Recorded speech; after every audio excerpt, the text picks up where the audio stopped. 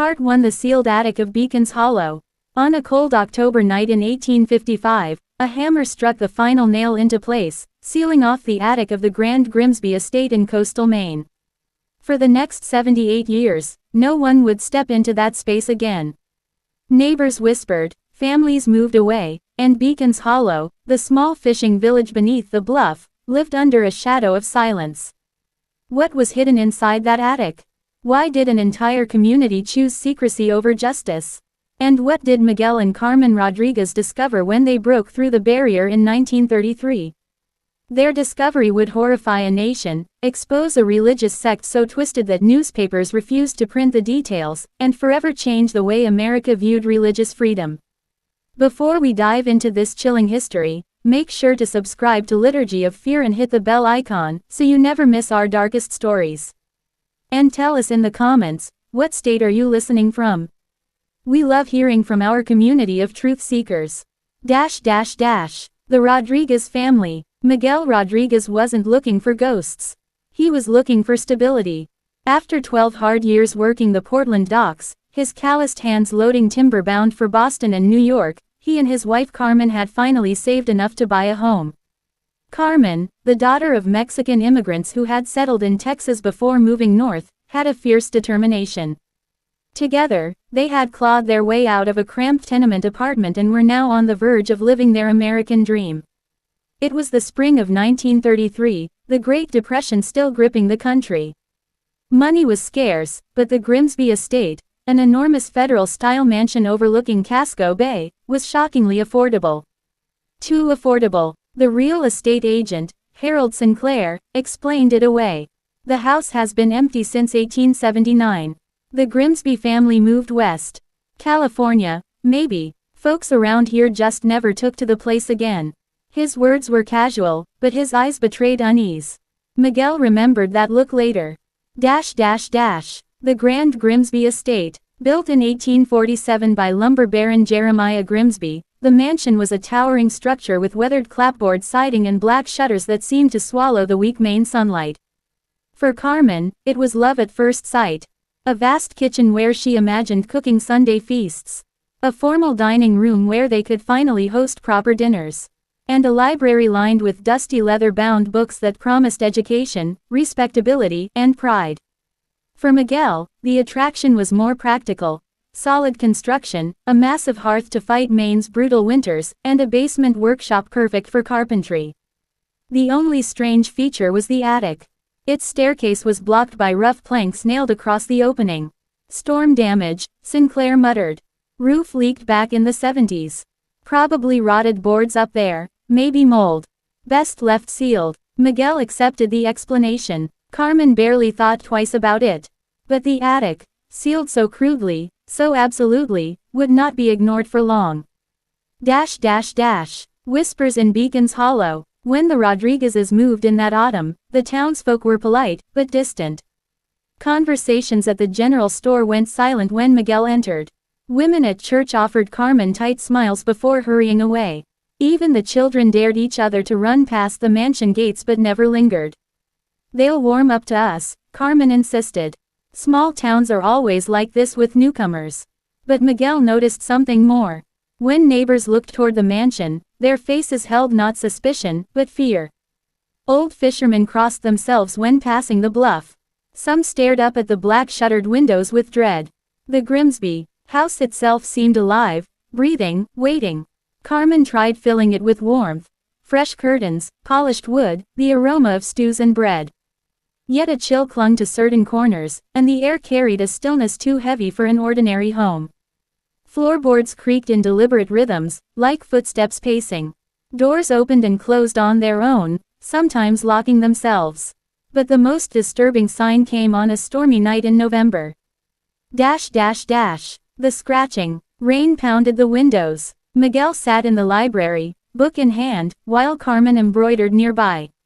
At exactly 10 o'clock, a sound drifted from above.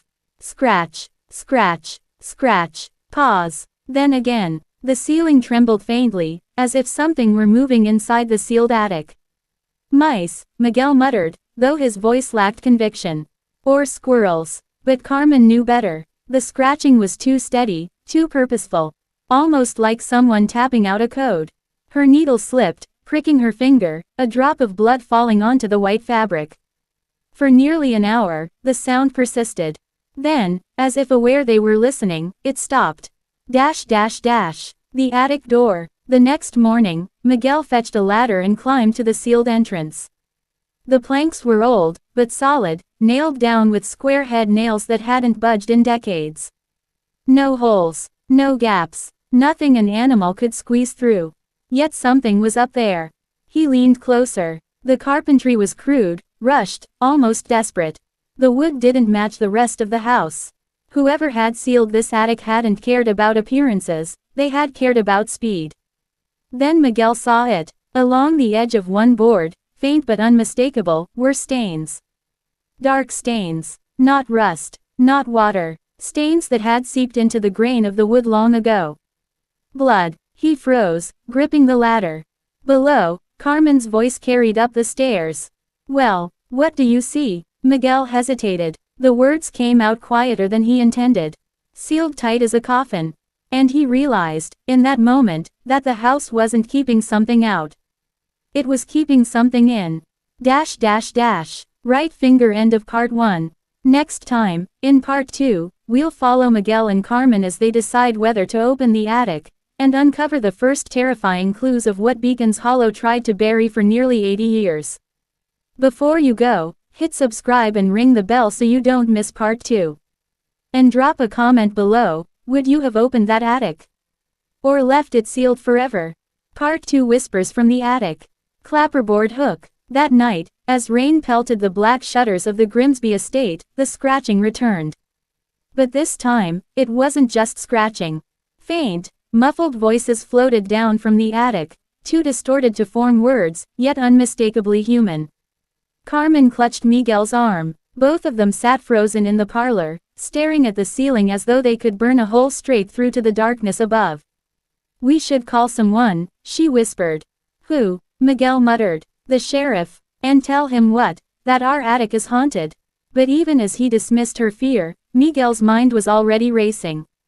Tomorrow, he decided, he would buy a crowbar. Tomorrow, he would rip those boards down. What he didn't know was that the moment he set his heart on opening that attic, he had already crossed a line. He had already awakened something Beacon's Hollow had worked for nearly 80 years to keep buried. The decision. The next morning, gray light broke over the Atlantic. The wind whipped against the bluff, carrying with it the salt sting of the sea. Miguel headed into town with one goal, to prepare for the attic. He purchased a crowbar, heavy nails, and extra lantern oil. But he didn't rush to tear down the planks just yet. Something gnawed at him, the strange fear in the townsfolk's eyes whenever the Grimsby house was mentioned. If he was going to face what lived above the library ceiling, he needed context. On Monday, Miguel walked into the Beacon's Hollow Municipal Building. The clerk, a nervous man named Tobias Fletcher, greeted him with stiff politeness. Miguel asked for property records, old town ledgers, anything about the Grimsby family. Fletcher's wire-rimmed spectacles trembled as he adjusted them. "Well, you see," Fletcher stammered, "many of those old records are in poor condition. Water damage, mice, not really fit for the public." But Miguel had loaded ships and bargained with union bosses for years.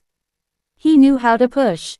A firm stare, steady words, and finally, the quiet slide of a $5 bill across the counter.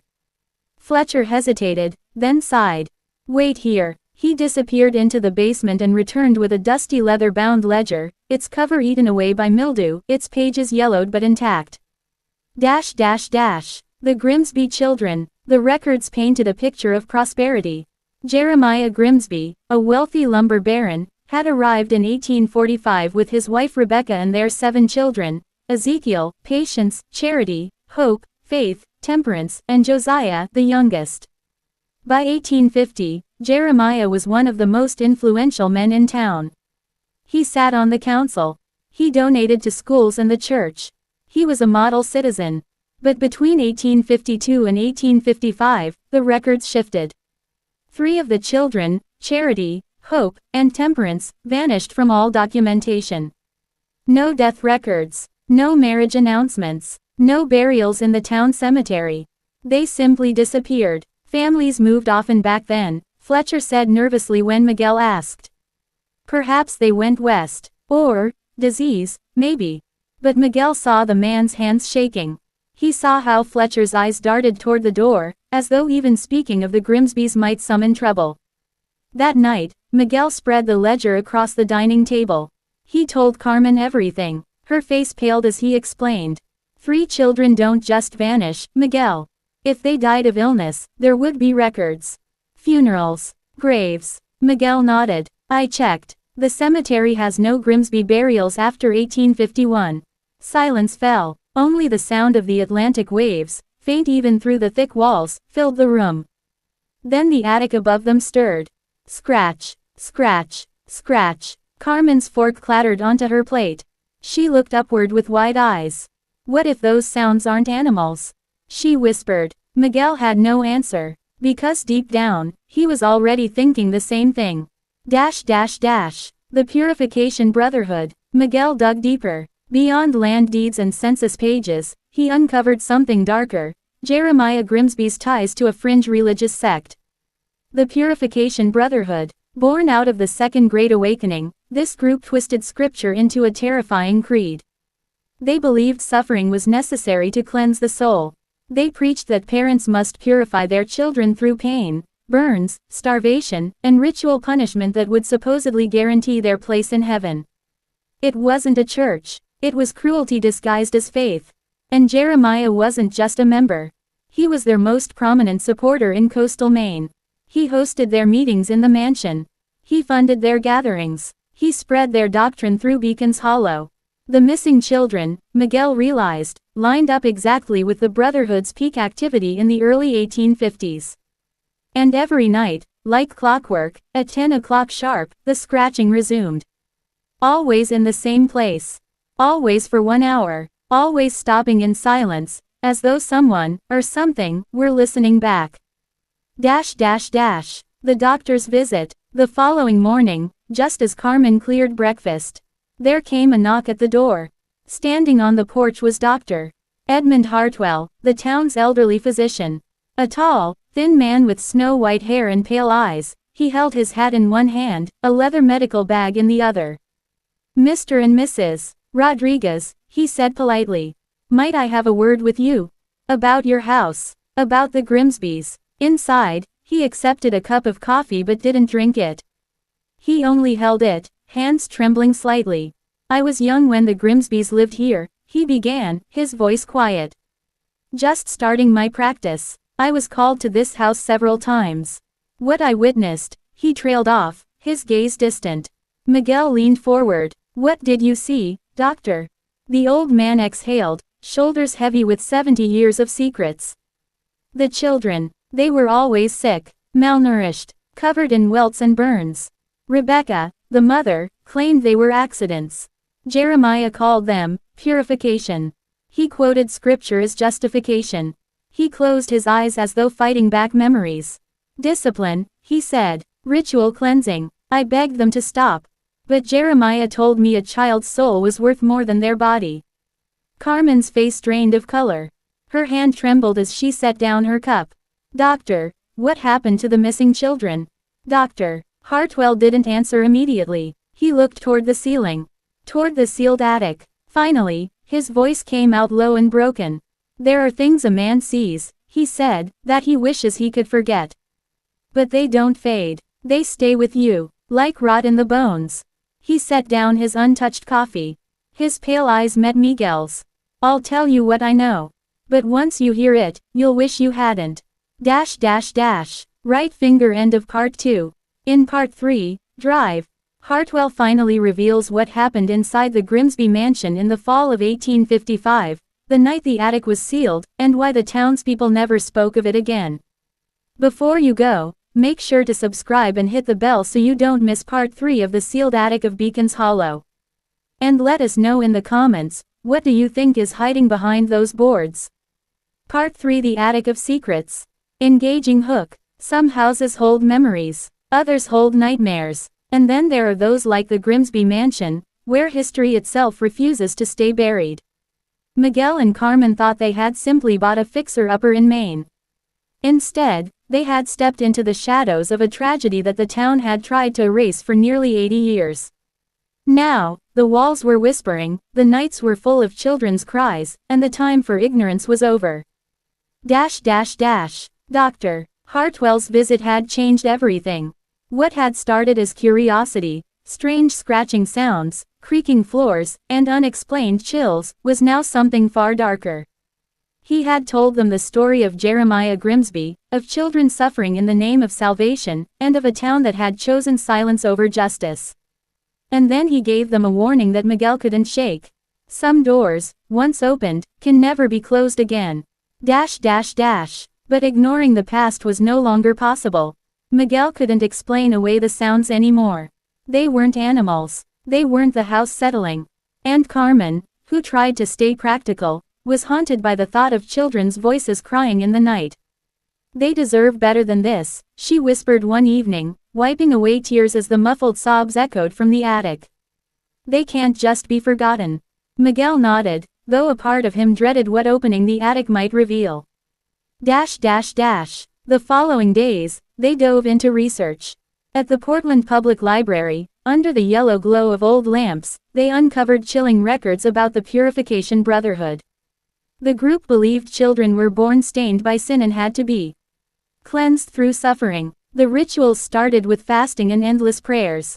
Then came punishment. Kneeling on dried corn kernels for hours, ice-cold baths in winter to freeze out impurities, beatings with switches blessed by preachers. The Brotherhood's founder, Elias Whitman, taught that parents who spared their children suffering were dooming their souls. Worst of all, children who died during these rituals were celebrated. Their deaths were called proof of purity. Carmen slammed one of the books shut. It's not possible. No parent would do this to their own children. Miguel, who had grown up hearing his grandmother's stories of religious fanaticism in Mexico, shook his head. People can justify anything if they believe eternal salvation is at stake. Faith can be twisted into cruelty. That night, the attic sounds changed again. The scratching stopped. What they heard instead made their blood run cold, children crying. Not angry wails, but soft, broken sobs of little ones who knew no one would ever comfort them. Carmen wept openly. Miguel held her, but inside, he felt the weight of Dr. Hartwell's warning like a stone on his chest. On Friday evening, as if guided by fate, another visitor arrived. Sarah Pemberton, 90 years old, the town's oldest resident, knocked at their door. With her gnarled walking stick, she moved slowly but with purpose. I heard Hartwell came by, she said bluntly once seated in their parlor. Figured it was time someone told you the truth. Sarah had been 16 when the Grimsby tragedy unfolded in 1855. She remembered everything. Rebecca wasn't always mad, Sarah explained, her voice heavy with age. She loved her children, but Jeremiah twisted scripture until evil sounded holy. He told her their suffering was a blessing. Sarah described the slow descent. Children memorizing endless scripture, fasting until they fainted, and enduring punishments no child should bear. By 1854, the Grimsby children were pale, silent shadows. Their eyes haunted, their clothes hanging loose from their frail bodies. The last time I saw little Temperance, Sarah whispered, tears filling her eyes, she was 12 years old and weighed no more than 40 pounds. She looked at me, and mouthed the word help. But I was just a girl. What could I do against Jeremiah Grimsby? The end came in October 1855. Jeremiah declared God had given him a final revelation. His children, he said, were chosen for the ultimate purification.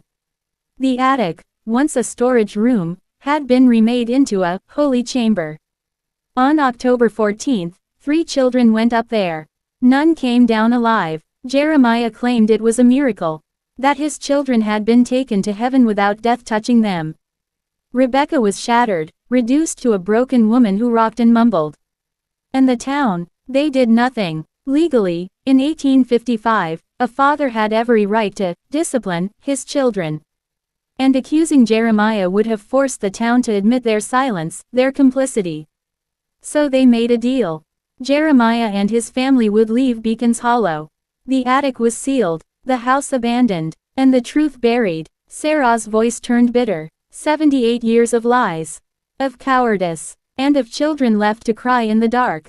As she left, she gave them one final warning: whatever you find up there, don't make it a spectacle. Those children suffered enough. They deserve peace. That night, Miguel and Carmen couldn't sleep. The attic was alive again, not with scratching, not with crying, but with the faint sound of children singing hymns. The voices were fragile, like whispers from another world. A lullaby of innocence lost. Miguel and Carmen clung to each other, tears running down their faces. They knew what they had to do. Saturday morning arrived gray and storm-heavy. The wind carried a chill that felt older than the sea itself. Miguel hadn't slept. Carmen moved like a ghost through the kitchen, preparing breakfast neither of them touched. At 9 o'clock sharp, Miguel brought the ladder to the attic entrance. In his hand, the crowbar felt less like a tool and more like a key. "Are you sure?" he asked Carmen, who hugged herself tightly, her face pale but determined. "They've been alone long enough," she said. "It's time someone remembered them." The first board came loose too easily.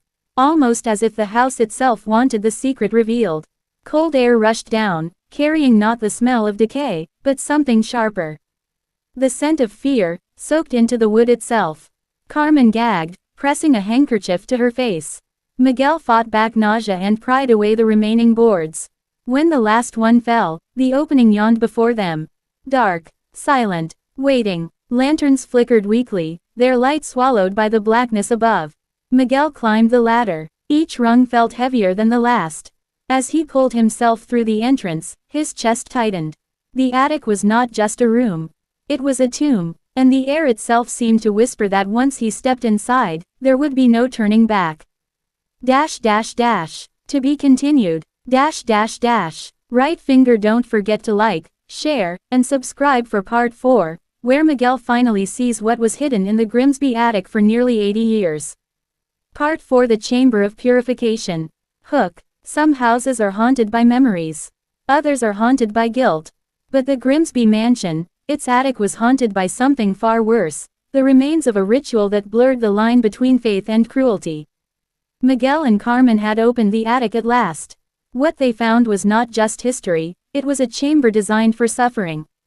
The first steps into darkness. Miguel's lantern flickered as he pulled himself into the attic. For a moment, the darkness resisted, swallowing the light as if the room itself didn't want to be seen. Then, slowly, the shadows gave way. The attic was larger than he expected, stretching across the entire width of the house. But it was no ordinary storage space. The walls had been painted long ago with religious murals, saints with solemn eyes, angels wielding swords, and words of scripture scrawled in a child's handwriting. The paint had cracked and faded, but the devotion in every brushstroke was unmistakable. At the center stood a wooden altar covered with a lace-trimmed cloth, its surface littered with small ritual objects, a rusted chalice, broken rosary beads, and a child-sized Bible with pages eaten by moths. And surrounding the altar were 3 small wooden coffins. Miguel froze. The sight stole his breath. He had read about Jeremiah's final purification, but seeing the coffins made the horror real in a way no story ever could. "Dear God," he whispered. Carmen's voice trembled from below. "What do you see?" "Stay there," he said quickly. His instinct was to protect her, though he knew she would follow him no matter what. The room of rituals. The floor was scattered with remnants of old ceremonies, bundles of dried corn kernels, switches stripped of bark, scraps of white cloth tied into ribbons. Some had been neatly placed, others lay abandoned as if dropped in haste. In one corner stood a heavy chair, its arms scarred with gouges. Miguel ran his hand over the grooves and realized what had caused them, small fingernails clawing in desperation. Beside it lay iron shackles, rusted with age. This was no holy chamber. This was a torture room disguised as a sanctuary. Miguel's stomach churned. He wanted to leave, to drag Carmen out of the house and never look back. But then he remembered Sarah Pemberton's words, Don't let them suffer more in death. They deserve peace. The children had been left here to rot in silence. Walking away now would make him no better than the town leaders who sealed the attic in 1855. Carmen enters. I'm coming up, Carmen called, her voice steadier than his. Moments later, her lantern light joined his. She gasped when she saw the coffins. Tears spilled down her cheeks as she approached them. Each was small, too small. Oh Miguel, they were just babies. She knelt by the nearest one. Its lid was nailed shut, but the wood had rotted at the edges. Tiny finger bones peeked through a gap. Carmen pressed her hand to her mouth, stifling a sob. The air grew colder. Their lanterns dimmed, and then they heard it, singing. The same thin, wavering hymn they had heard the night before. But now it was inside the attic with them. The voices of children, fragile yet clear, filled the space. Miguel's skin prickled. Carmen bowed her head, whispering a prayer. The hymn rose, filling the attic with sorrow. Then it stopped, cut off so suddenly that the silence that followed felt alive. A book of horrors. On the altar lay a leather-bound journal, its cover marked with a cross. Miguel picked it up, his hands shaking. The pages were brittle but legible. It was Jeremiah Grimsby's diary. He read aloud. The flesh is weak, but the spirit must be purified through trial. My children cry, but each tear is a jewel in the crown they will wear in heaven. Carmen grabbed the book, flipping through pages filled with scripture twisted into justifications for cruelty. One entry described forcing temperance to fast for 7 days. Another detailed beating little Caleb until he bled, for the cleansing of his soul. The final entry made Carmen's blood run cold. The Lord has spoken. The final sacrifice must be made.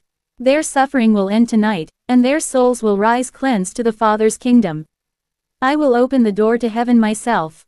The date was October 14, 1855. The same day the 3 children were sealed in the attic. The disturbance. A sudden crash echoed through the attic. Both spun around. One of the coffins had shifted. Its lid rattled, though no living hand touched it. The children's hymn began again, louder now, rising to a desperate plea. The air grew icy. Their lantern flames bent sideways, as if pulled by an unseen force. Please, Carmen whispered, falling to her knees. We're not here to hurt you. We just want to remember you. To give you peace. The hymn softened, fading into faint sobs. Miguel placed a hand on the coffin. The wood felt warm, pulsing faintly like a heartbeat. He jerked his hand back in shock. These children are still here, he said hoarsely. Trapped. Waiting. The decision. Carmen looked at him with tear-streaked cheeks. We can't leave them like this. We have to do something. Miguel nodded. But what? How do you free souls bound by decades of torment? The journal gave one clue. Scrawled in the margins of the last page were the words, "The ritual is sealed with the Father's blood." Miguel shivered. Jeremiah had never died in this attic. He had left town untouched. Which meant the children's suffering was never broken. His blood sealed it, Miguel said. Maybe his blood, or his name, still binds them. Carmen squeezed his hand. Then we'll break it. We'll find a way. The house responds. As if in answer, the attic shook. Dust rained down from the rafters. The coffins rattled violently. The hymn turned into screams, children's voices crying out in terror. Carmen clutched Miguel's arm. They don't want us to leave. Miguel stared into the shadows at the far corner of the attic. For the first time, he felt it, something watching them. Something that wasn't a child. Something darker. The Father's presence still lingered. And it did not want to let go. To be continued. Right finger, don't forget to like, share, and subscribe for part 5, where Miguel and Carmen uncover the true power that still lurks in the Grimsby attic, and face the wrath of Jeremiah's unholy legacy. Would you like me to increase the paranormal activity in part 5, more jump scare moments for a YouTube audience, or keep it focused on the historical tragic horror tone? Part 5, The Father's Shadow. Hook. History doesn't stay buried. Not when the sins of the past demand payment. Miguel and Carmen had opened the attic, and now the spirit of Jeremiah Grimsby, father, fanatic, tormentor, was awake. The presence in the attic. The air in the attic thickened like smoke. Miguel felt it pressing against his chest, making every breath harder. The children's cries had dissolved into whispers, frantic and overlapping. And behind them, a new voice. Low, commanding, male. It wasn't a sound carried by air but one that sank directly into their bones. Do not interfere. Carmen staggered back, clutching her lantern. Miguel, did you hear that? He nodded, his knuckles white around the crowbar. It's him, Jeremiah. The lantern flames guttered as the shadows lengthened across the walls. The murals painted so long ago seemed to shift, saints' faces twisting into masks of judgment.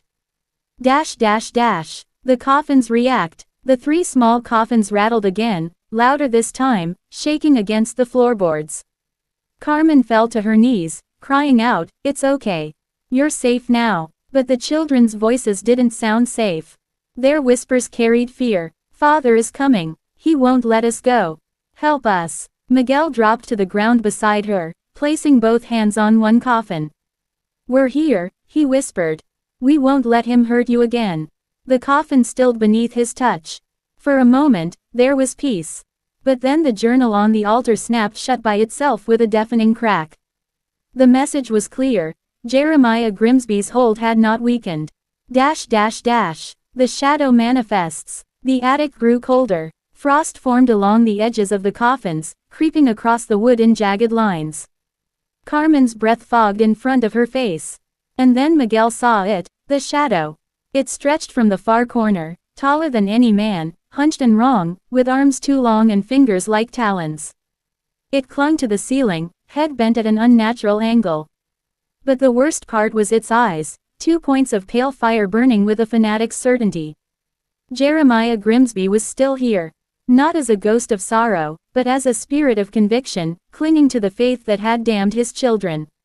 "Leave this place," the voice thundered. "Their souls are mine." Carmen stands her ground. Carmen rose to her feet, trembling but unyielding. "They're not yours. They're children. They deserve peace." The shadow writhed, its edges boiling like smoke in firelight. "You know nothing of salvation," it hissed. "Pain is purity. Obedience is love." Miguel's stomach turned. Even in death, Jeremiah clung to his twisted scripture. But Carmen took a step forward, holding her lantern high. "Love is not torture. You don't own them anymore." The hymn began again, faint voices of children singing behind her words. Their song clashed with Jeremiah's voice like 2 storms colliding. The journal's secret. Miguel snatched the diary from the altar and flipped it open again, searching for anything useful. At the back, in faded ink, he found something new: drawings. A circle with strange symbols. Candles placed at the corners. And a single phrase written again and again. "The blood seals. The blood binds. The blood remembers." Miguel's heart pounded. "Carmen, it's not just faith. It's ritual." He bound them with his own blood. Carmen's eyes widened. "Then we need to break it." The shadow roared, shaking the entire attic. Boards creaked, dust rained down, the coffins rattled violently. "You will not undo the covenant." The attempt to break the seal. Miguel grabbed one of the rusted chalices from the altar.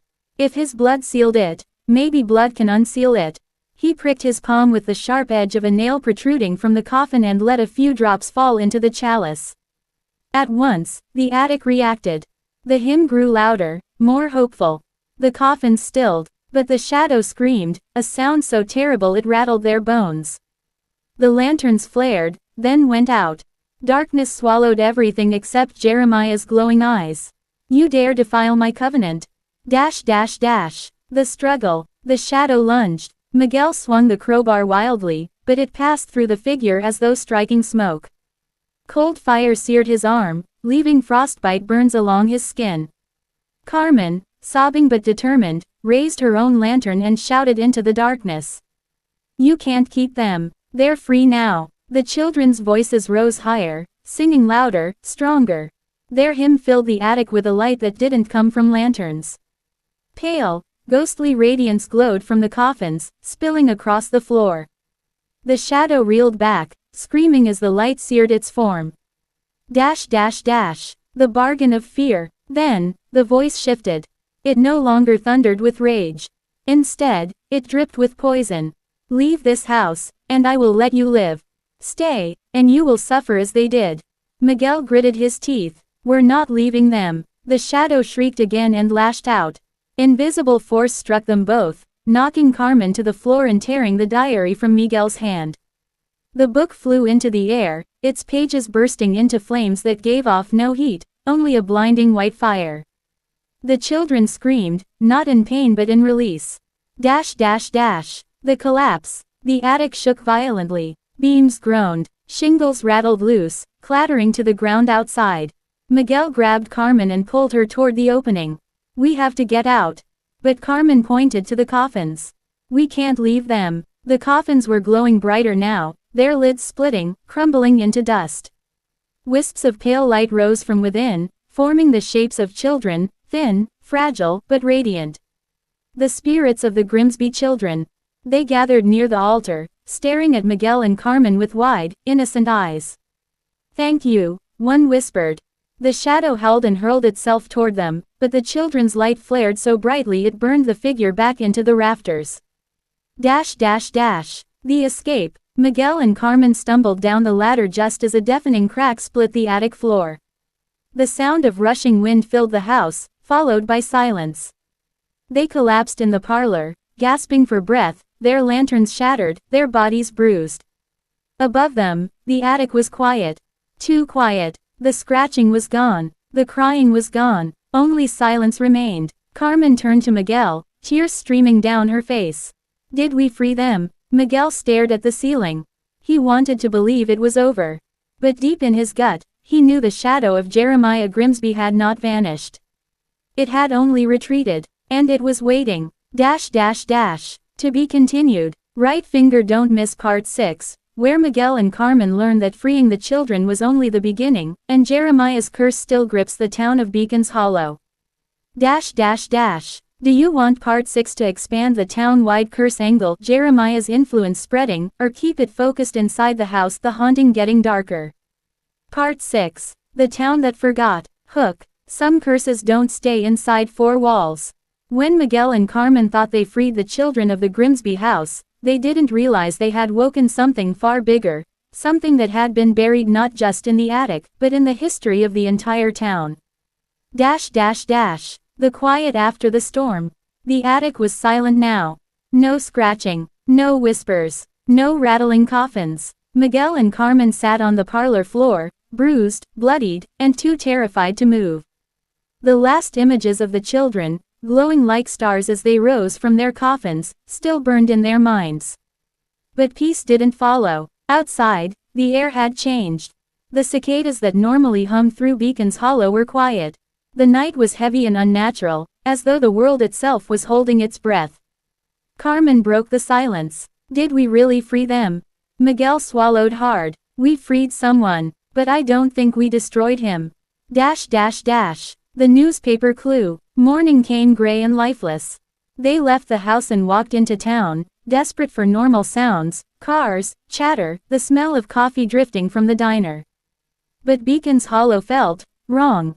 People were quiet, faces were pale, conversations stopped when Miguel and Carmen passed.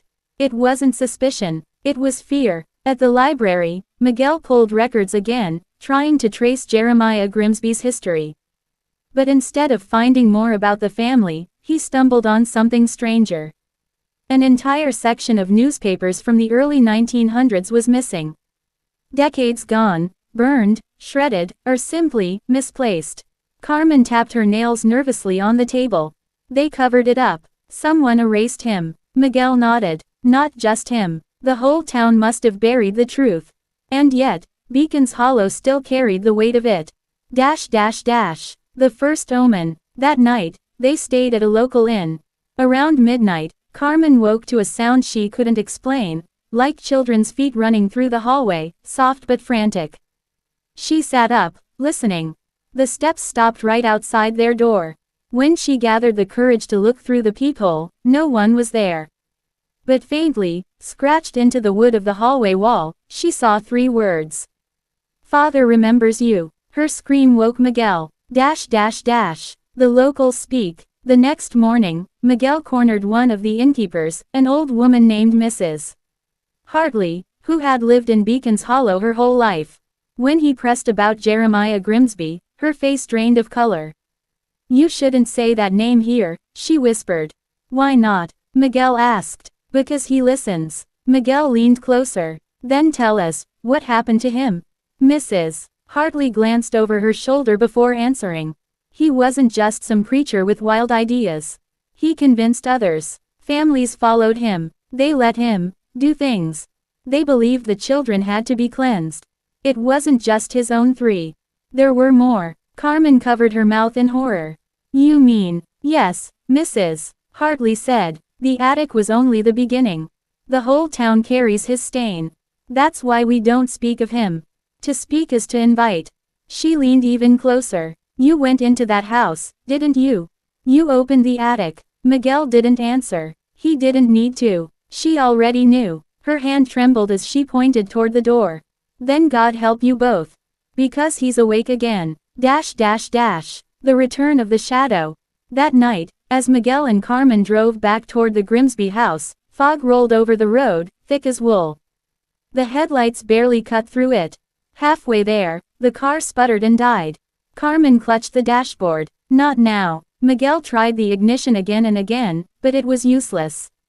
The fog pressed in, swallowing the world outside the car. Windows. And then, through the mist, shapes appeared. Children, pale, thin, hollow-eyed, standing in the road. Their mouths opened, but no sound came out, just a silent scream. Behind them, towering over their small bodies, was the shadow. Jeremiah. His eyes glowed like embers, fixed on Miguel and Carmen. Miguel shouted and slammed the door locks, but the car shook violently, as though invisible hands were slamming against it. The windshield frosted over instantly, and across the glass, words appeared as though written by a finger. "You cannot save them. Back at the house." Somehow, the car started again. Miguel floored it, barely able to see through the fog, until the shape of the Grimsby house appeared ahead. The attic window glowed faintly, though they had left no lantern burning. Carmen whispered, "It's calling us back." Against every instinct, they entered. The parlor felt colder. The stairs groaned heavier. And when they opened the attic door again, the 3 coffins were gone. In their place was something new. A larger coffin, black, iron-bound, carved with symbols Miguel didn't recognize, but he knew one thing instantly. This was Jeremiah's coffin, and it hadn't been there before. The diary speaks again. The diary lay on the altar, though they'd seen it burn in white fire.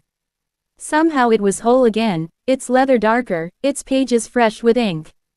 Miguel opened it cautiously. The words inside crawled across the page like living things, rearranging themselves as he read. "The children rise. The Father remains. The covenant is unfinished. Blood must complete it." The book throbbed in his hands, as if alive. Suddenly, drops of fresh blood appeared on the pages, his blood, dripping from the burn wounds on his arm. The diary drank it eagerly, the ink glowing red where it touched. Carmen slapped the book shut, her face pale. "It wants you, Miguel. The town's curse unveiled." From outside the attic, a low hum began to echo. Not the hymn of children, but a chant, deeper, older. Miguel and Carmen rushed to the window and saw torches flickering in the fog. People, townsfolk, were gathering in the yard below. Dozens of them, their faces blank, their eyes reflecting the same pale fire as Jeremiah's. They moved in unison, chanting words Miguel couldn't understand but felt deep in his bones. Carmen gasped, "Oh my God, they're part of it. The whole town." Miguel tightened his grip on the crowbar, though he knew it would do little. This isn't just a haunting anymore. It's a cult that never died. And above them, the black coffin rattled, its iron hinges straining. Something inside was trying to get out. To be continued. Right finger don't miss part 7, where the black coffin opens, the true form of Jeremiah Grimsby is revealed, and Miguel and Carmen face not just a ghost, but the living curse of Beacon's Hollow. Do you want part 7 to unleash Jeremiah fully? Supernatural horror, Cult plus spirit combined, or should I first build suspense with townsfolk rituals before the coffin breaks open? Part 7. The Black Coffin Opens. Hook. Sometimes the dead don't rest quietly in their graves. And sometimes, the grave is a coffin waiting to be unlocked. When Miguel and Carmen discovered Jeremiah Grimsby's coffin in the attic, they thought it was only a relic of the past. They were wrong. It was a doorway, and the whole town was standing ready to open it. The coffin stirs. The attic shook as if the house itself were alive. Dust poured from the rafters. The iron-bound coffin rattled louder and louder, as if something massive was clawing against the lid from inside. Miguel gripped the crowbar tighter, sweat dripping down his face.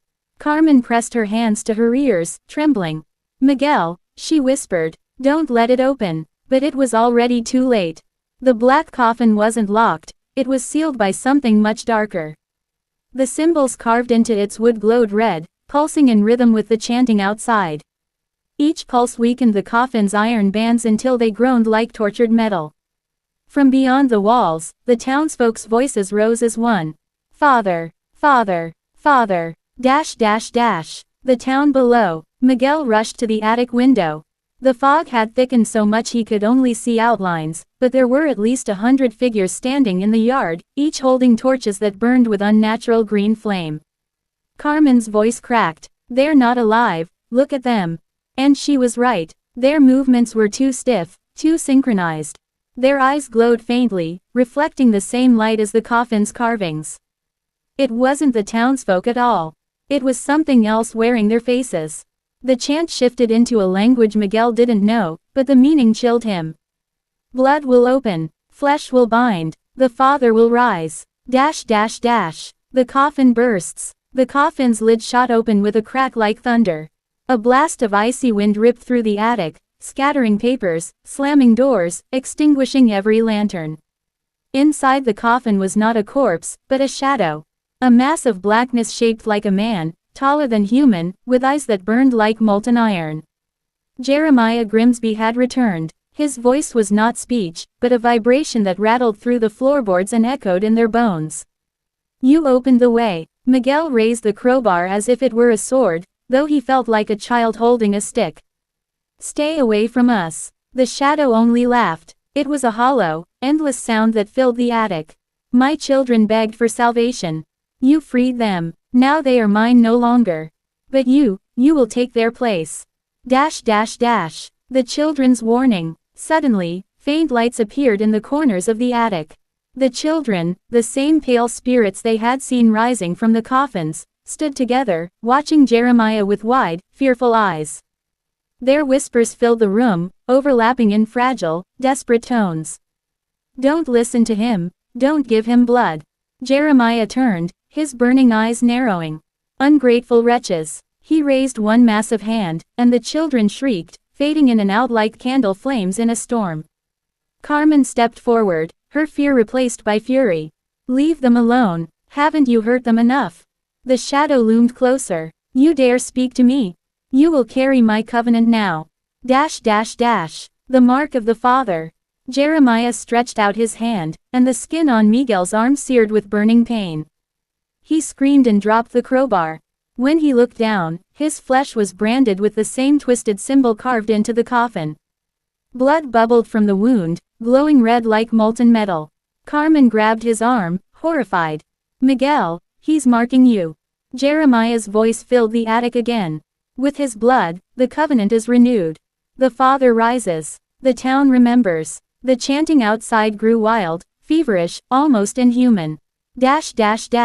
Desperate escape. Miguel staggered toward the stairs, dragging Carmen with him.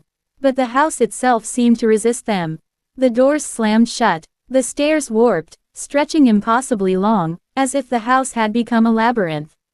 Carmen clutched Miguel's hand. "He's not just a ghost, he controls the house." Behind them, Jeremiah's shadow lengthened, crawling across the walls like liquid night. His voice shook the boards.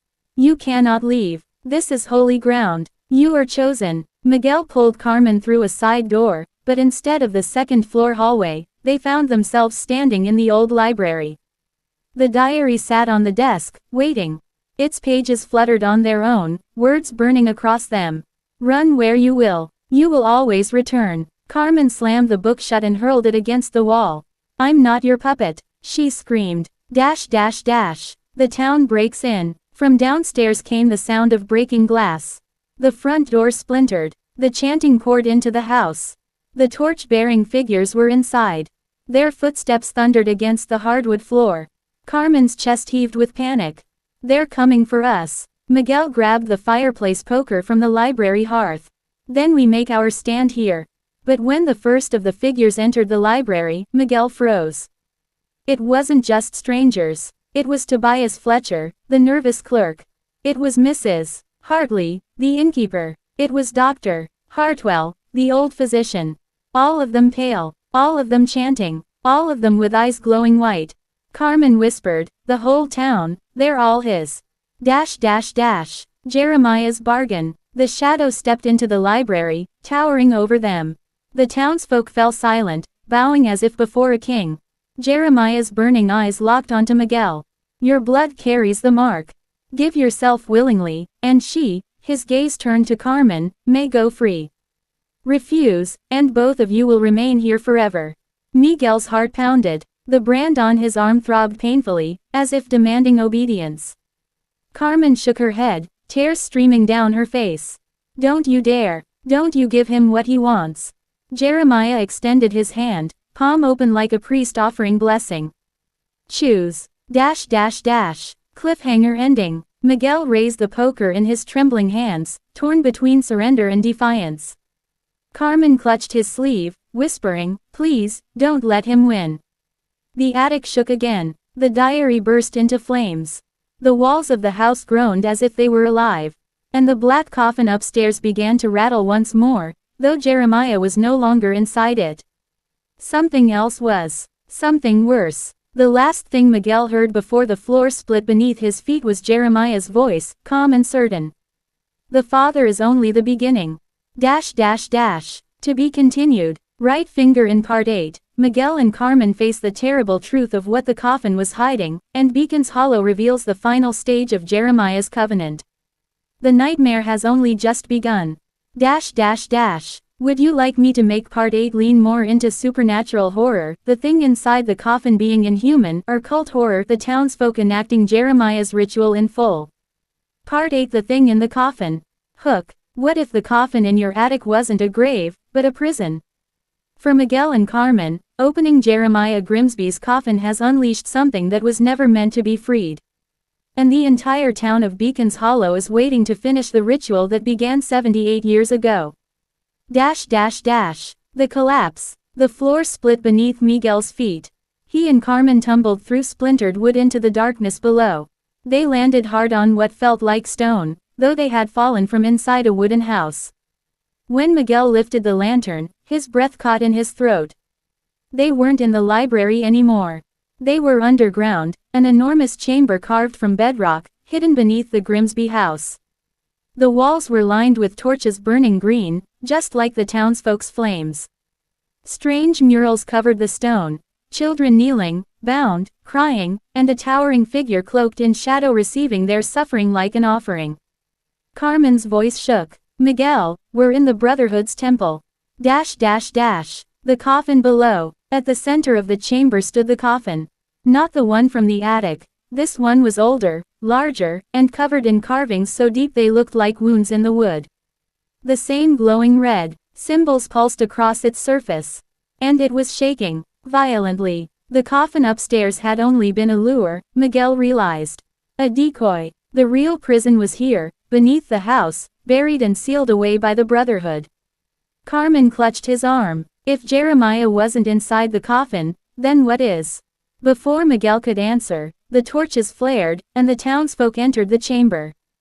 Dozens of them filed silently into the stone hall, their faces blank, their eyes glowing. At their head was Jeremiah's shadow, taller than ever, his iron eyes burning. Dash dash dash. The covenant ceremony. Jeremiah raised his arms, and the chanting began again. Blood will open, flesh will bind, the Father will rise. Miguel's branded arm burned as if it were on fire. The carved mark glowed through his shirt sleeve, and drops of blood slipped from the wound onto the stone floor. The blood hissed as it touched the carvings. Lines of crimson light raced across the floor, feeding into the coffin. The wood cracked. A low growl rumbled from inside. Carmen yanked Miguel back. "Stop bleeding on it." But the wound wouldn't close. No matter how he pressed it, the blood kept flowing, like the mark itself demanded sacrifice. Jeremiah's voice thundered. "The covenant is renewed. The seal is broken. The horror inside. The coffin burst apart. Splinters flew across the chamber. From within rose something neither human nor spirit. At first it looked like a man, tall, gaunt, with skin stretched too tightly over bones. But as it stood, its flesh split and twisted, revealing black wings made of shadow and bone. Its face was half skull, half screaming child, as though dozens of voices fought for control inside one body.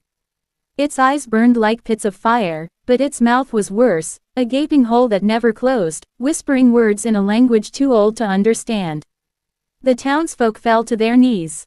The father has returned." Miguel's stomach turned cold. This wasn't Jeremiah. This was what Jeremiah had worshipped. The true God of the Purification Brotherhood. The children resist. Suddenly, the spirits of the Grimsby children appeared again, pale lights forming a circle around Miguel and Carmen. Their hollow eyes glowed with sorrow and defiance. The father hissed, its shadowy wings beating the air. It tried to seize the children, but they held fast, their voices rising in a thin, trembling hymn. Carmen clasped her hands over her heart, whispering through her tears. "They're protecting us." Miguel realized the truth. The children had been sacrifices meant to fuel this creature. But instead of joining it, their souls had resisted, lingering in the house as warnings. And now, they were the only barrier keeping the father from devouring him and Carmen completely. Jeremiah's command. The shadow of Jeremiah stepped forward, addressing Miguel directly. "You carry the mark. You are chosen to finish what I began. Give yourself, and the father will take form. Refuse, and she dies screaming." He pointed one long finger at Carmen. The father's maw widened, the whispers turning into a chorus of hunger. Miguel's heart thundered. He could feel the mark on his arm pulsing, urging him to obey. His blood already tied him to this nightmare. But Carmen's voice cut through his terror. "You don't belong to him, Miguel. You belong to us. To the living." Jeremiah's burning eyes narrowed. "Defy me, and all you love will be consumed." The ritual turns. The father lunged against the circle of spirits. The children screamed as its shadow claws raked at them, tearing at their faint, glowing forms. One by one, they began to flicker and fade. Carmen shouted through her tears. "Miguel, do something." Desperation seized him. He grabbed one of the glowing torches from the wall and jammed it against the bleeding mark on his arm. The pain was indescribable, but as fire seared his flesh, the carved symbol shrieked, actually shrieked, like a living thing. The crimson light feeding the coffin sputtered and dimmed. Jeremiah staggered back, roaring. "No!" The father shrieked in a dozen voices at once, its form collapsing inward like smoke fighting against wind. The escape attempt. Miguel dropped the torch, clutching his ruined arm. Carmen pulled him toward the far end of the chamber, where a narrow stairway led upward. The townsfolk turned in unison, their glowing eyes locking onto them. One by one, they began to advance, chanting louder and faster, voices echoing like thunder. Miguel half-dragged Carmen up the steps, but the stairwell twisted and stretched like the house itself was warping reality. Behind them, Jeremiah's voice roared. "You cannot escape. This covenant is eternal. The Father will rise again." The cliffhanger. At the top of the stairwell, a door waited. Miguel threw his shoulder against it, and it burst open, into blinding daylight. They stumbled outside into the yard, gasping for air. The fog had lifted, but not in relief. The entire town of Beacon's Hollow stood waiting. Every man, woman, and child. Hundreds of faces, all pale, all glowing, all silent. As Miguel and Carmen froze in terror, a single child stepped forward from the crowd. Her voice was calm, unnatural. "You cannot leave. You belong to the Hollow now." And behind them, From deep underground, the father roared. To be continued. Right finger in Part 9, Miguel and Carmen confront the terrifying truth of Beacon's Hollow itself. The town is no longer just haunted, it's alive, bound by the covenant. And the final stage of the ritual is about to begin. Would you like me to make Part 9 more of a town-wide nightmare, the whole place turning into a living cultic trap, or focus on Miguel and Carmen trying to fight back using the children's spirits? Part 9, the town that belonged to the dead. Hook. What if an entire town was part of the haunting, not just the house? Miguel and Carmen thought the evil lived in their attic, but the truth was far worse. Beacon's Hollow itself was a living covenant, and it had been waiting nearly 80 years for their blood. The silent crowd. Miguel's breath caught in his throat. Hundreds of townspeople stood in front of the Grimsby house, unmoving, eyes glowing faintly like embers. Children clutched their parents' hands, old men leaned on canes, women in dresses and aprons, all frozen, all staring at Miguel and Carmen as if they were prey caught in a trap. Carmen whispered, "They're not alive, Miguel." She was right. Up close, their skin looked pale and waxy, their movements stiff. These weren't neighbors, they were echoes. The town itself had become a congregation of spirits bound to the Brotherhood's covenant. A little girl at the front of the crowd repeated the chilling words. "You cannot leave. You belong to the Hollow now." Her voice wasn't her own, it carried Jeremiah's authority. The living trap. Miguel grabbed Carmen's hand. "Run." They darted down the main street of Beacon's Hollow, lantern light still flickering in the storm-heavy sky. The town stretched out endlessly before them, shops and houses glowing faintly as though fire burned inside the walls. But something was wrong. No matter how far they ran, the same landmarks appeared again: the post office, the church, the old well. The streets twisted, folding in on themselves like a maze that reshaped each time they turned a corner. Carmen gasped, "We're not moving forward. The town is keeping us here." Miguel's pulse hammered. He looked down at the branded scar on his arm. It still glowed faintly.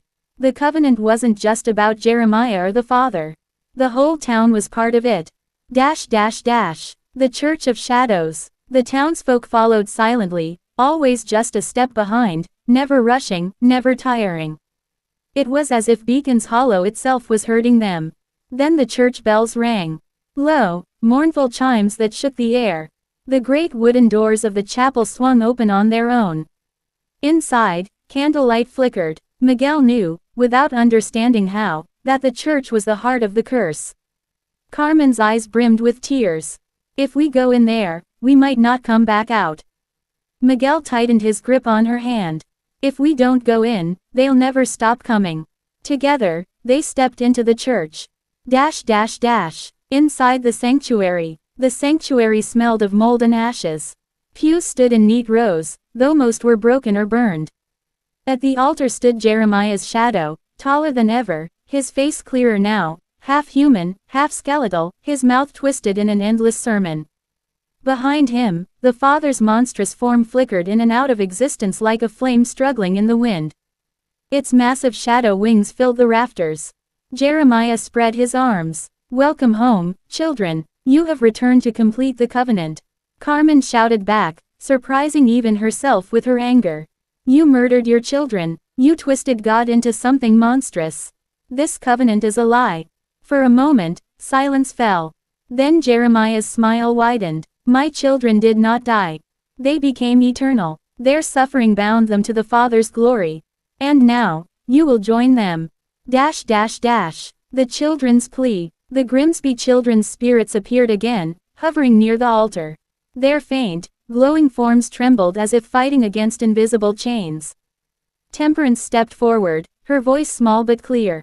"We never wanted this. We never chose this. Help us, free us." Her words broke Carmen's heart. She stepped closer, but Jeremiah's shadow raised his hand, and the spirits recoiled in pain, their cries echoing through the rafters. "They are mine," Jeremiah thundered.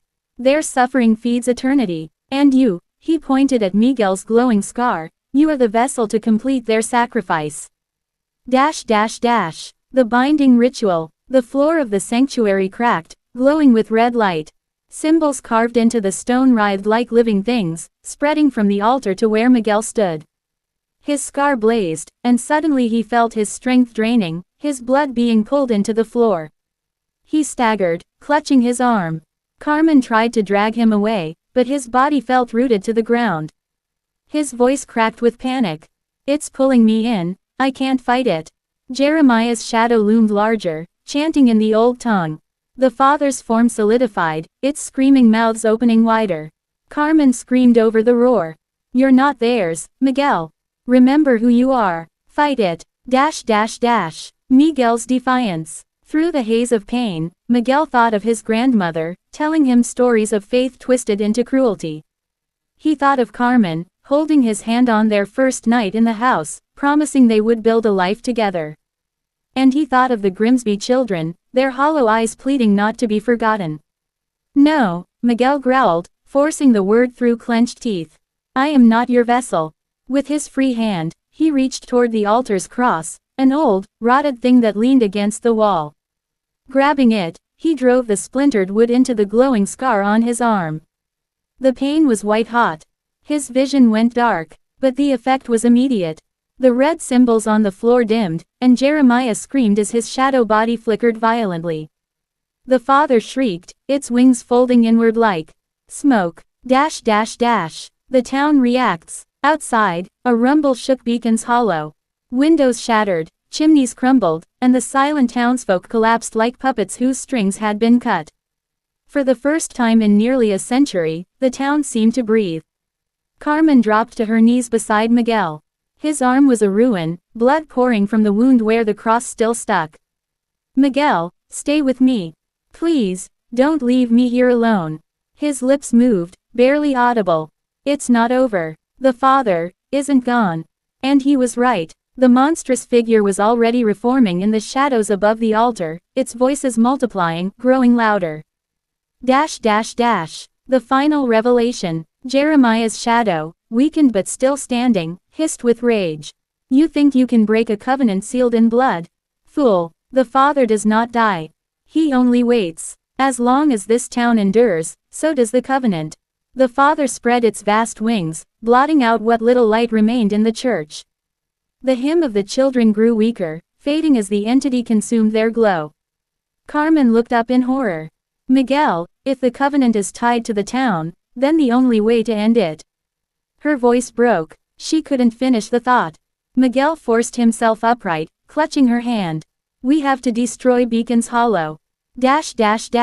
Cliffhanger. The church shook violently, stones crumbling from the ceiling. The father roared in triumph, its body fully coalescing, larger than the church itself. And outside, the townsfolk, dead but not gone, began to rise again, their glowing eyes fixed on the church doors. Miguel and Carmen were trapped in the center of the covenant, with only one impossible choice left. To be continued. Right finger in Part 10, the final chapter. Miguel and Carmen face the ultimate decision: destroy Beacon's Hollow to end the covenant, or sacrifice themselves to contain the father forever. The conclusion will decide whether the children finally rest, or the nightmare spreads beyond the hollow. Do you want Part 10 to end in tragic sacrifice? They give their lives to end the curse, or in a bitter survival they escape, but the evil isn't fully gone. Part 10, the end of Beacon's Hollow. Hook. They entered a cursed town, uncovered a covenant of blood, and faced a monster born of sacrifice. Now, there was only one choice left: destroy Beacon's Hollow, or let the father consume the world. The last stand. The church of Beacon's Hollow trembled as the father's massive shadow filled every corner. Its wings stretched through the rafters, talons scraping across the altar. Dozens of mouths screamed at once, a chorus of endless suffering. Miguel stood barely upright, blood dripping from his arm where the cross had pierced the scar. Carmen held him steady, her face pale with fear but fierce with determination. Jeremiah's weakened shadow hovered near the altar, glaring at them with hollow eyes. "You cannot stop it. This covenant is eternal. The Father is eternal," Miguel shouted over the roar, his voice cracking but resolute. "Then we end the covenant, by ending the town itself. The words seemed to echo through the sanctuary, and for the first time, Jeremiah faltered. His smile twisted into a snarl. Dash dash dash. The children's whisper. The Grimsby children appeared once more, their ghostly forms flickering like dying candles. They gathered around Carmen and Miguel, their faces etched with sorrow. Temperance spoke, her voice trembling. The covenant is bound to this place. The town was built on sacrifice, its streets laid with blood. If the town falls, so does the Father. But, she looked down, her eyes dark with dread. It will not let you leave. You must destroy it from within. Miguel locked eyes with Carmen. He knew what that meant. Dash dash dash. The town awakens. Outside, the dead townsfolk rose again, their glowing eyes like lanterns in the storm. They marched toward the church, filling the streets, their footsteps pounding in unison. The bells tolled once more, louder than before, shaking the glass from the windows. Beacons Hollow was alive, its buildings shifting and warping as if the town itself resisted the thought of death. Carmen whispered, "It's a prison. The town is a living cage." Miguel nodded grimly. "Then we burn the cage down. Dash dash dash. The fire begins." Miguel staggered to the altar, pulling down one of the heavy candelabras. He smashed it against the pews, sparks flying. Carmen grabbed another and did the same. Soon, flames spread along the rotten wood, climbing the walls. The father shrieked in fury, its form twisting violently. Smoke filled the air, but the fire did not drive the monster back, instead, it seemed to make it stronger. The shadows writhed, feeding on the destruction. Jeremiah's voice boomed through the sanctuary. "You cannot destroy the hollow, it is bound to you now. Your blood keeps it alive." Miguel's scar burned hotter than ever. He realized Jeremiah was right, the covenant clung to him like chains. Dash dash dash. The sacrifice. Carmen turned to him, eyes brimming with tears. "Miguel, if you stay, if you let the fire take you, it will end. The town will collapse with you inside." He stared at her, horror and resolve clashing in his chest. "No, if anyone stays, it's both of us. I won't leave you." But Carmen shook her head fiercely. "No, you fought this long enough. You gave me the strength to survive. Let me give you the same." The fire roared higher, licking the ceiling. The father's wings spread wide, mouths screaming in rage. The townsfolk pounded against the church doors, trying to break in. Miguel grabbed Carmen by the shoulders, desperate. "If you do this, I'll never forgive myself." She smiled sadly, pressing her forehead to his. "Then forgive me in the next life." Before he could stop her, she tore the burning cross from his wounded arm, clutching it tightly. The scar dimmed instantly as the covenant's grip shifted to her. The father roared, lurching toward them. Dash dash dash. The collapse of the hollow. Carmen raised the burning cross high, her voice breaking into a scream. "I renounce your covenant. I burn your altar. I free your children." She drove the flaming wood into the cracks of the altar. Light exploded through the sanctuary, blinding, pure, searing. The father shrieked in agony, its massive form unraveling into smoke. Jeremiah's shadow dissolved, his scream cut short as the fire consumed him. The children's spirits shone brightly for the first time, their chains falling away. They smiled at Miguel, their forms dissolving into peaceful light. Then the floor of the church split open. The earth itself groaned as Beacon's Hollow began to collapse. Buildings crumbled, streets caved inward, and the townsfolk screamed as they were swallowed into nothingness. Miguel reached for Carmen, but a wall of fire separated them. She stood at the altar, the cross burning in her hand, her face serene even as the flames consumed her. "I love you," she whispered. And then, she was gone. Dash dash dash. Aftermath. Miguel woke on the outskirts of Beacon's Hollow. The sun was rising, its first light breaking through the mist. Where the town once stood, there was only a blackened crater, smoldering and silent. No church, no houses, no streets. Beacon's Hollow had been erased. He staggered to his feet, his arm scarred but no longer glowing. The covenant was broken, the father was gone, the children were free, but Carmen was ashes with the town. Miguel collapsed to his knees, sobbing into the earth. The wind carried faint voices, soft, gentle, like a Lullaby. The children's hymn. For the first time, it was not a curse. It was a song of release. Miguel whispered through his tears, "You're free now, and so is she." The final echo. Weeks later, travelers passing the woods near where Beacon's Hollow once stood reported strange things. A faint glow on the horizon at night, the smell of smoke carried on the wind, and sometimes, if you listened closely, the sound of children singing. But no one ever found the town again. It was gone, buried with its covenant. And Miguel was never seen again. Some say he stayed by the ruins, waiting for Carmen's spirit. Others whisper that the hollow left its mark on him, and one day, it might return, through him. Outro. Call to action. That was the end of the Beacon's Hollow horror saga. A town cursed by sacrifice, a covenant born of blood, and two souls who fought to end it, at the cost of everything. What did you think of this terrifying journey? Right finger, don't forget to like, share, and subscribe for more historic horror tales. Speech balloon and let us know in the comments, would you have stayed to destroy the hollow, or tried to escape?